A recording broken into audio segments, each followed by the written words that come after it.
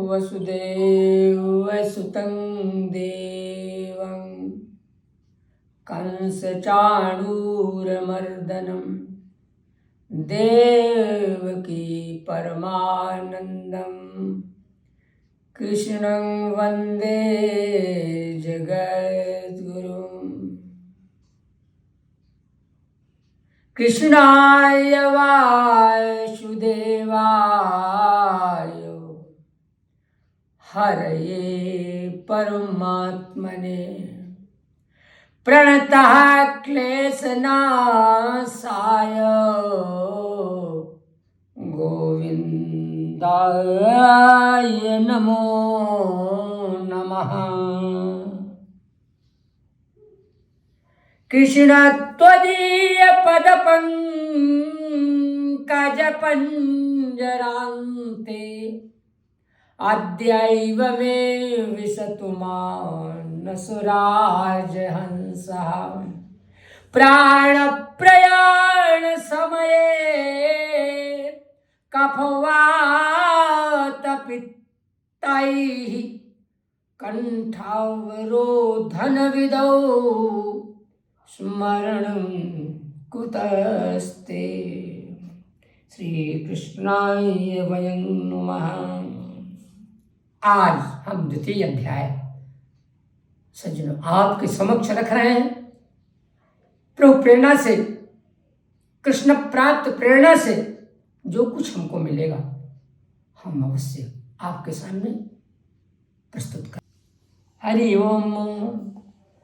अगर ज्ञान का दीप घर घर जलाओ, अगर ज्ञान का दीप घर घर जलाओ, तुम्हें आचरण का जलाना पड़ेगा, तुम्हें आचरण का जलाना पड़ेगा। करना महाभारत यदि तुम्हें है। सज्जनों पंक्ति ध्यान से सुनो। खूब पढ़ो महाभारत, खूब करो महाभारत, खूब करो युद्ध, खूब करो बहस, खूब करो तर्क, पर ध्यान देना बीच में तर्क के विषय में, बीच में शास्त्रार्थ में, युद्ध में, कलह में, झगड़े में तुरंत कृष्ण को याद करना, स्मरण करके अब क्या करना सुनो। करना महाभारत यदि तुम्हें है तो गीता से गंगा बहाना पड़ेगा। करना महाभारत यदि तुम्हें है तो गीता से गंगा बहाना पड़ेगा, गीता से गंगा। सज्जनों नमो नमः। आगे बढ़ेंगे। हरि ओम। ओम अथ द्वितीयोऽध्यायः। संजय उवाच तं तथा कृपयाविष्टम् अश्रुपूर्णाकुलेक्षणम् विषीदन्तमिदं वाक्यम् उवाचो मधुसूदनः। आइए श्लोक के उस अभिप्राय आशय पे चले। संजय बोले धृतराष्ट्र से किरण क्षेत्र में क्या हो रहा है, उसी तारतम्य में संजय ने कहा, अरे राजन, यहां पर तो इस समय बड़ी स्थिति दयनीय है अर्जुन की। जो दयनीय स्थिति थी वो प्रथम अध्याय में ही हो चुकी थी। इसका वर्णन मैंने आपको आपके सामने सुनाया, बताया। अब सुनो।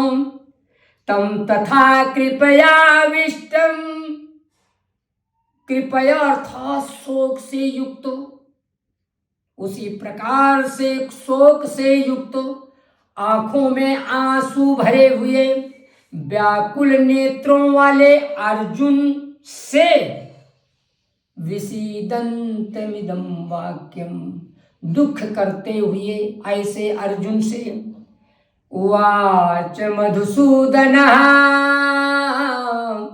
मधुसूदन भगवान कृष्ण ने अर्जुन से कहा, अर्थात बोले। क्या बोले? जो आंखों में आंसू भरे अर्जुन, जो व्याकुल नेत्रों वाला है, जो इस प्रकार से दुख कर रहा है। प्रथम अध्याय के अनुसार क्या बोले भगवान कृष्ण, सुनो। श्री भगवान वाच, भगवान क्या बोले? कुतस्त्वा कस्मलमिदं विषमे समुपस्थितम् अनार्यजुष्टमस्वर्ग्यम् अकीर्तिकरमर्जुन।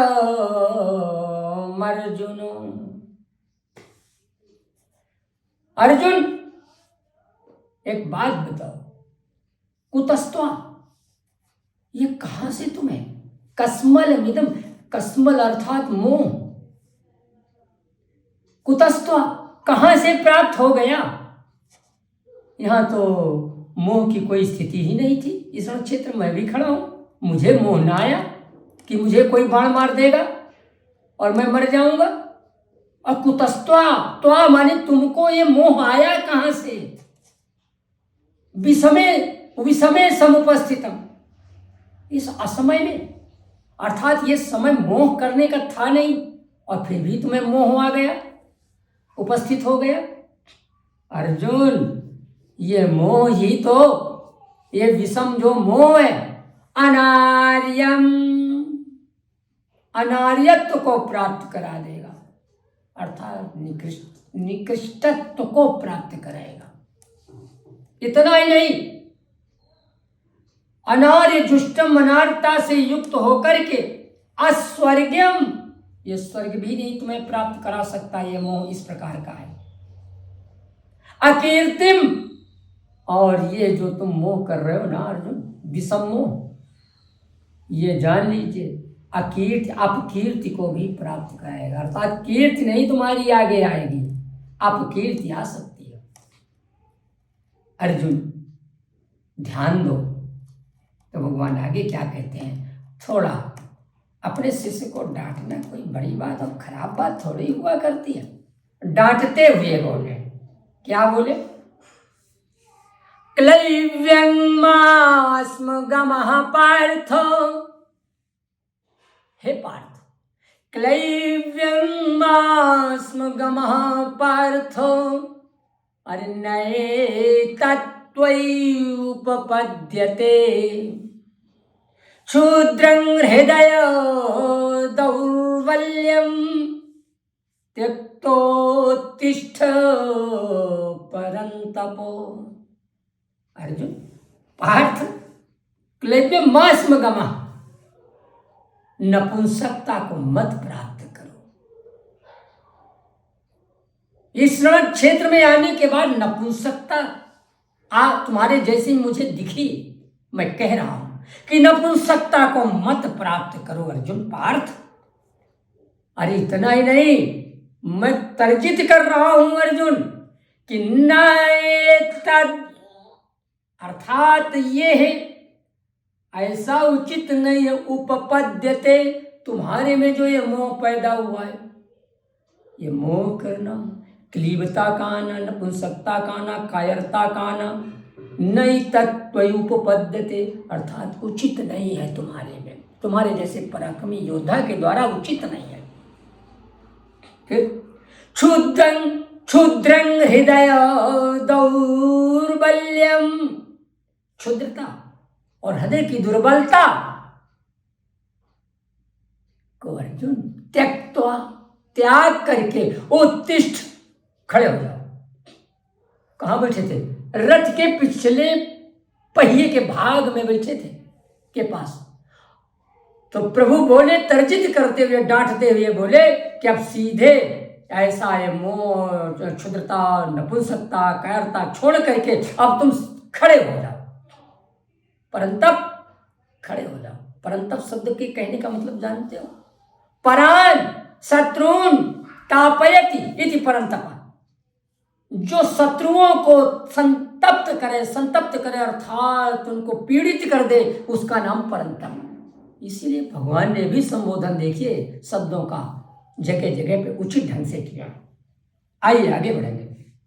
अर्जुन वाच, जब भगवान ने कहा खड़े हो जाओ, तो अर्जुन जान गए कि प्रभु मानेंगे नहीं, ये मेरे मित्र हैं, परम मित्र हैं, और उनके आदेश का पालन करना जरूरी ही रहा है जीवन भर। ऐसा न हो कहीं ये तो मेरे सारथी हैं, अब कहीं मुझे ऐसा ही करना पड़ जाए। तो तुरंत अर्जुन बोल उठे। क्या? अर्जुन वाचो कथं भीष्ममहं संख्ये द्रोणं च मधुसूदन इसुभिः प्रतियोत्स्यामि पूजार्हा वरिसूदन। हे अरिसूदन, यहाँ अर्जुन ने भी संबोधित किया कृष्ण को, कृष्ण नहीं कहा, अरिसूदन कहा, अर्थात शत्रुओं को नष्ट करने वाले, शत्रुओं को मारने वाले। जानते थे मधुसूदन को विधिवत अर्जुन, तो अरिसूदन कहा कि अगर मैं नहीं हरा सकता शत्रुओं को, मैं नहीं लड़ सकता, तो आप भी अरिसूदन हैं। आप बताइए, इसका संबोधन का आने लाने का मतलब यही है, तात्पर्य यही है कि आप भी तो अरिसूदन हैं, कैसे शत्रुओं को हराया जाए। तो अर्जुन जब बोले कि कथम भीष्म महं संख्ये, अरे संख्ये माने युद्ध में, संख्ये का अर्थ है युद्ध, इस युद्ध में आप ही प्रभु बताइए हे मधुसूदन कि मैं गुरु द्रोणाचार्य और भीष्म पितामह को मैं कैसे इस युद्ध स्थल में इसुभिः प्रतियोत्स्यामि, अपने बाणों के द्वारा उनके विरुद्ध बाणों का प्रयोग करके मैं कैसे उनको बाण चला सकता हूं, अर्थात उनको मैं कैसे मार सकता हूं। क्योंकि गुरु द्रोणाचार्य और भीष्म पितामह मेरे लिए वरेण्य हैं, पूज्य हैं, और आप कहते हो कि उठो और युद्ध करो। अग्रिम श्लोक में देखिए अर्जुन क्या कह रहे हैं। गुरु नहत्वा हि महानुभावान् श्रेयो भोक्तुं भैक्षमपि लोके हत्वार्थ कामान् स्तु गुरूनिहैव अरे भुञ्जीय भोगान् रुधिरा प्रदिग्धान्। प्रभु गुरून् आहत्वा, इन गुरुजनों को आहत्वा न मार करके, कैसे इन महान भाव गुरुजनों को न मार करके, श्रेयो भोक्तुम, मैं इनको नहीं मारूंगा, नहीं मारना चाहता। क्यों? इसकी अपेक्षा तो भैक्षमपि है लोके, इस संसार में मैं भिक्षावृत्ति से जीवन निर्वाह कर लूंगा, किंतु अपने इन पूज्य गुरुजनों को ऊपर बाण इनके विरुद्ध चला करके मैं जीना नहीं चाहता, मैं नहीं कुछ करना चाहता हूं, मैं भीख मांग के खा लूंगा। अच्छा, हत्वार्थ कामांस्तु गुरु निहैव भुंजीय भोगान रुधिरा प्रदिग्धान। अरे इनको मार करके, अर्थ और कामना से युक्त होकर इस लोक में गुरुजनों को मार करके जो भोगने योग्य विषय है, इनको मैं क्या करूंगा?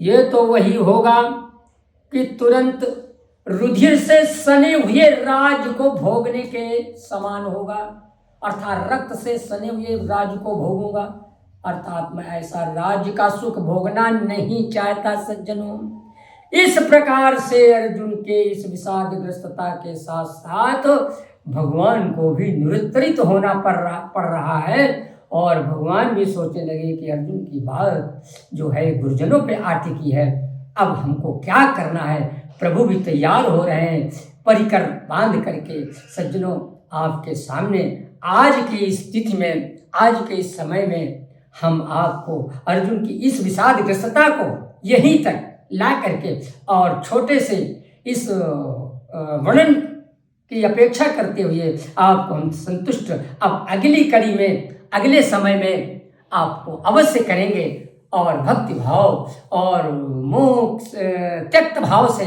आपको अर्जुन और कृष्ण के संवाद को हम आपको सुनाएंगे। जय हो, धन्यवाद।